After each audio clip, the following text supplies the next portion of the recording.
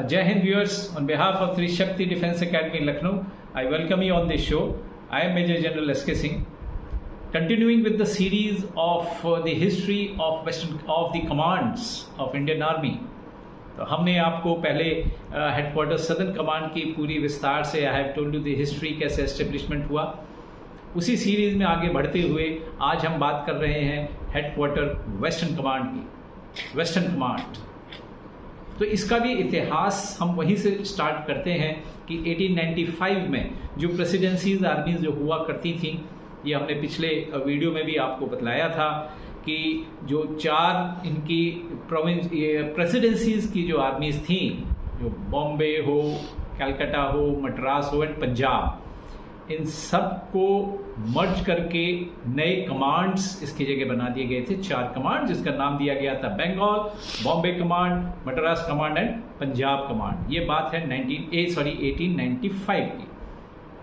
तो अभी तक वेस्टर्न कमांड रेज नहीं हुआ था, सिर्फ सदर्न कमांड ही रेज हुआ था। और वेस्टर्न कमांड का नाम तब पड़ा जब 1904 एंड 08 में बॉम्बे का जो कमांड था, जो बॉम्बे कमांड बनाया गया था, उसको रीनेम किया गया एज वेस्टर्न कमांड। तो वेस्टर्न कमांड हेडक्वार्टर का जन्म होता है यहाँ से 1904 से लेकर 08 के बीच में ये इतिहास रहा है।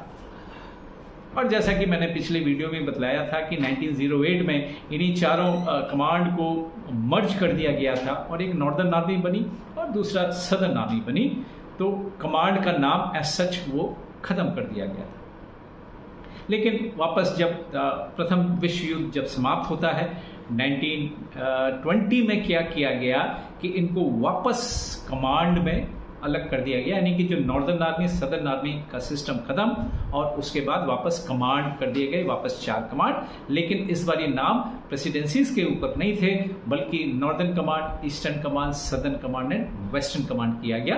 ये मैं आपको पिछले वीडियो में भी हमें बतला चुका हूँ।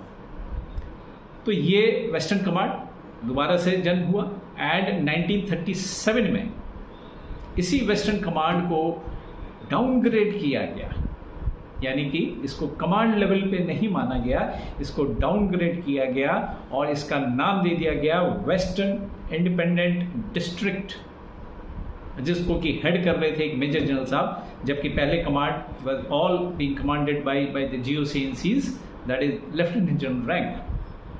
Now this western independent district was commanded by major general. और ये सिलसिला चलता रहा अगले 5 साल तक, जब तक कि वर्ल्ड वॉर 2 नहीं स्टार्ट होती है। वर्ल्ड वॉर 2 के टाइम में जब 1942 का समय जब आया ना, यही जो डाउनग्रेडेड वेस्टर्न इंडिपेंडेंट डिस्ट्रिक्ट, इसको जो है नॉर्दर्न कमांड में मर्ज कर दिया गया। और जब इंडिया को इंडिपेंडेंस मिलती है तो ये जो हेडक्वार्टर नॉर्दर्न कमांड था ये पाकिस्तान में चला जाता है, जो कि वहाँ पे इसको रीनेम कर देते हैं एज GHQ हेडक्वार्टर्स। तो जनरल हेडक्वार्टर GHQ पाकिस्तान के नीचे चला गया। अब यहाँ पे नॉर्दर्न कमांड हेडक्वार्टर रहा नहीं, वेस्टर्न कमांड जो था उसको ऑलरेडी मर्ज कर दिया नॉर्दर्न कमांड में। So there was a need felt to have a proper command. तो वेस्टर्न कमांड से बेहतर और क्या हो सकता था। जैसे ही महाराजा हरि सिंह ने एक्सेशन साइन किया जम्मू कश्मीर का, तो ये हेडक्वार्टर वेस्टर्न कमांड को फिर से रेज किया गया और पूरी जिम्मेदारी दी गई right the western border and as well as the northern, यानी कि नॉर्थ का भी पूरा इलाका देखना, एज वेल एज वेस्ट का और राजस्थान तक का। तो इतना बड़ा एरिया हुआ करता था। विद एक डिवीजन इनिशियली भेजी गई थी, जो जितने भी इंट्रूडर्स थे 47 में जो आए, मर्सनरीज आए पाकिस्तान के, जिनके खिलाफ लड़े और what ever area they could capture. और बाद में उसी डिवीजन का फिर विभाजन करके एक डिवीजन श्रीनगर रखी गई, एक डिवीजन जम्मू की साइड में रखी गई। तो ऐसे ऐसे धीरे धीरे विस्तार हुआ, लेकिन सब कुछ अंडर वेस्टर्न कमांड हुआ।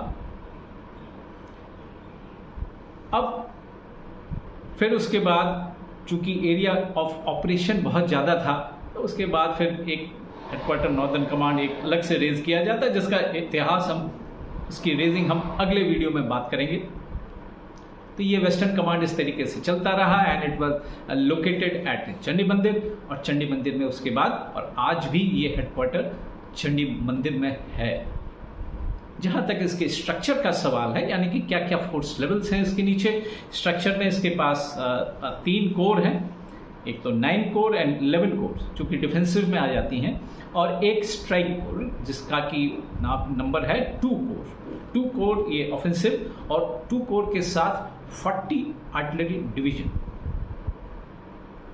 तो जहाँ तक नंबर ऑफ डिविजन्स की अगर हम बात करें तो इनमें 6 इन्फेंट्री डिवीजन्स हो जाती हैं, एक आर्मर्ड डिव हो जाती है, एक आरटी डिवीजन हो जाती है, एक रैपिड डिवीजन भी है इसके अलावा, और 3 इंडिपेंडेंट आर्मर्ड ब्रिगेड्स हैं, एक मैग ब्रिगेड है, एक एडी ब्रिगेड है और एक इंजीनियर ब्रिगेड है। तो ये ओवरऑल स्ट्रक्चर है एट प्रेजेंट जहाँ तक वेस्टर्न कमांड का सवाल। इसका फॉर्मेशन साइन बहुत ही सटीक, यानी कि एक चक्र जो हमेशा चलता रहता है, और उसका अगर आप डायरेक्शन भी देखें मूवमेंट का, it is towards the west. इसीलिए सही उसका जो स्लोगन जो दिया गया है या उसके इंसिग्निया का जो इंपॉर्टेंस दी गई है वो लिखा है ever westwards, because western command is just seeing west west and waste.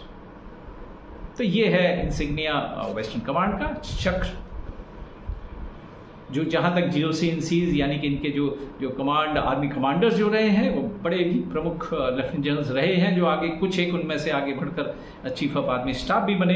कुछ एक का नाम मैं लेना चाहूँगा। सबसे पहले तो जनरल करियप्पा जो बाद में फील्ड मार्शल भी बने, जनरल थिमैया भी थे, जनरल सैम मानेकशॉ जो बाद में फील्ड मार्शल बने after 1971 war, general Candeth, general Thapar, general Raina, general Sundar ji, general Hoon, general Rodrigues, general BC Joshi, Daljit Singh, lieutenant general TK Sapru, जो हमारा सौभाग्य रहा है कि मैं उनके साथ एज ब्रिगेड मेजर हुआ करता था जब वो ब्रिगेडियर थे, और उन्होंने भी इसी वेस्टर्न कमांड को कमांड किया हुआ है।